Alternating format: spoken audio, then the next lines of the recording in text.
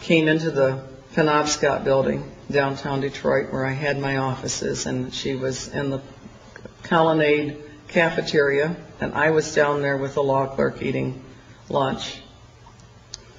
And she walked over to the table and she said, "Hi, Connie, how are you?" And I said, "Terrible." And she said, "What's wrong?" And I told her about Barry's accident. And she said, "Why, Connie, I can come over to the house and heal him for you." I said, "You can?" I said, "Phyllis, he lost both legs above the knees." She said, "It doesn't matter. I can come heal him for you." I said, "Tell me, Phyllis, how do you plan to accomplish that?" She said, "I've been studying healing." I said, "Well, I'm sure that if you think you can come heal him, you must have been. But I still don't understand. How would you accomplish that?" She said, "With cosmic energies I receive from the universe." Well, I looked at Glenn Page. He looked at me. He was the young man. He's now been a highly respected member of the prosecutor's staff for many years. And we excused ourselves. Miraculously, we didn't break out laughing. And we got upstairs, and we both burst out laughing. And I laughed so hard I almost hyperventilated. And I said, if she comes over and puts those legs back on him, she will make a believer out of me. And I didn't think one more thing about it until she's introduced as the campaign manager. And I thought, boy, this is good. She's going to come finance this campaign with cosmic money she receives from the universe. Still didn't think anything more about it. And Phyllis got up and gave a talk, and she said, when you see Al, you are to visualize him on the councilman's chair. And through this act of visualization, you will gain the cooperation of the higher powers of the universe, who will work to bring his vision into manifestation. She said, I have been a student of the mind sciences for the last 20 years. Well, I had been acquainted with her for 14 of those 20 years. And I thought, I wonder if Phyllis is part of this.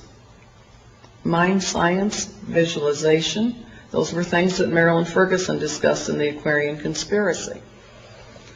So when the party broke up, I went over to Phyllis and I said, Phyllis, I said, I heard you mention the mind sciences. She said, yes.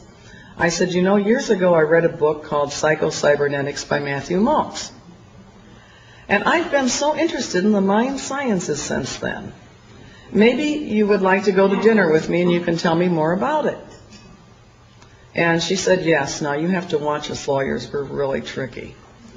You can get a lot of information for the price of a meal. I had a gold mine that night.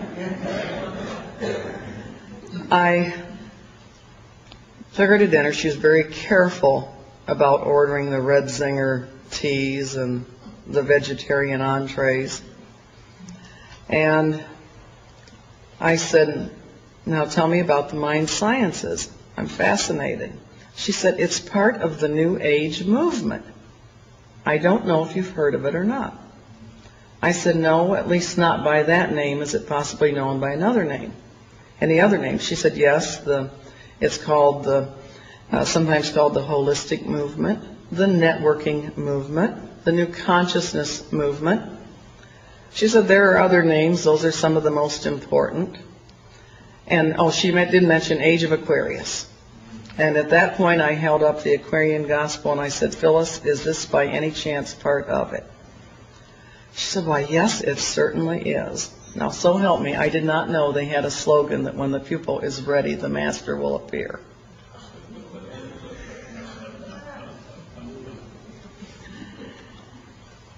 And so I said to Phyllis, I said, what do you do in this movement? She said, we communicate with code words and signals. And I said, Phyllis, I've been studying on my own for a little while, the best I could without a good teacher like you. Remember, I didn't know that slogan then.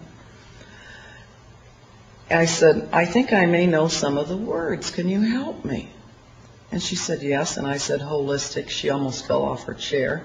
Spaceship Earth, global village, interdependence, global, so on and so forth. And she told me a few more I should add to my repertoire. And then I said, well, communicating is fine and fun, but what are we communicating about? She said, we believe the mind operates on principles, just as one's body operates on principles. And if you want your mind to work effectively for you, you must know those principles. So, well, that's logical enough. Tell me, what are some of the principles? And she said, the most important principle of all is karma. And I had noticed this strong thread of mysticism running through it, both Eastern and Western. And I said, Phyllis, I said, could this possibly have anything to do with Eastern religions? She said, well, yes, Eastern religions are part of it, but we're much larger than the Eastern religions. And I did an inward gulp. I'm talking about 2/3 of the world's population, and we're bigger than that. And anyway, our food's delivered. And I said to Phyllis, I said, Phyllis, I said, I have to tell you, I've read the Aquarian Conspiracy. And when I said that, she frowned very deeply. And she said, Marilyn Ferguson is a friend of mine. We've appeared on many speakers' platforms together. She said, but you have to remember her limitations. She's only a reporter of the brain-mind movement. Add that as another name.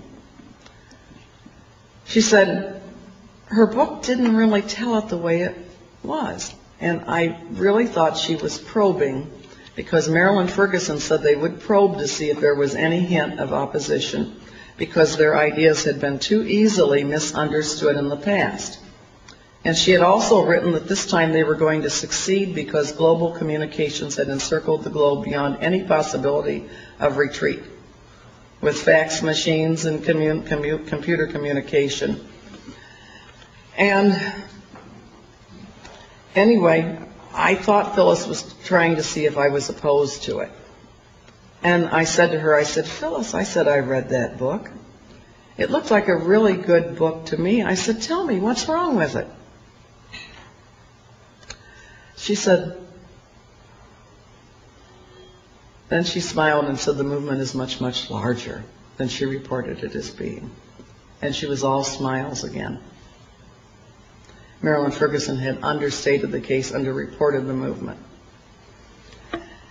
And at that point I said to Phyllis, I said, Phyllis, I said, you're going to think I'm crazy. I said, but in my spare time since Barry's accident, I've become quite the Bible student. I am convinced beyond any reasonable doubt that this may very well be what was described in the Bible as the last day political, social movement that would bring the Antichrist on the scene. And I was really expecting her to say, you're crazy. She didn't. She still thought I wanted to come on board. She said, oh yes, she said, that's very perceptive of you. She said, I've been convinced of that for many years myself. And I had a Bible with this tape in my stack of books, and I opened it up, and I showed her Daniel 11:38 passage. He shall honor in his estate the God of forces, a God whom his fathers knew not. And I turned to a page in the Aquarian Gospel and said, one may enter fully into the spirit of the God of forces. And she said, you saw it, you saw it. She said, that's such an important point. Most students of esotericism fail to grasp it immediately. Well, if I'd wanted to, I probably could have taken over the Theosophical Society. And she said, also you must remember that in the New Age movement and at Unity, she was a biofeedback instructor at Detroit's Unity Temple. She said, we believe Jesus and the Christ are two separate entities. The Christ is an office, not a man. Well, I quoted scripture to her, who is a liar but he that denies Jesus is the Christ. He's Antichrist that denies the Father and the Son. And suddenly She had a mystic crystal revelation. She told me too much.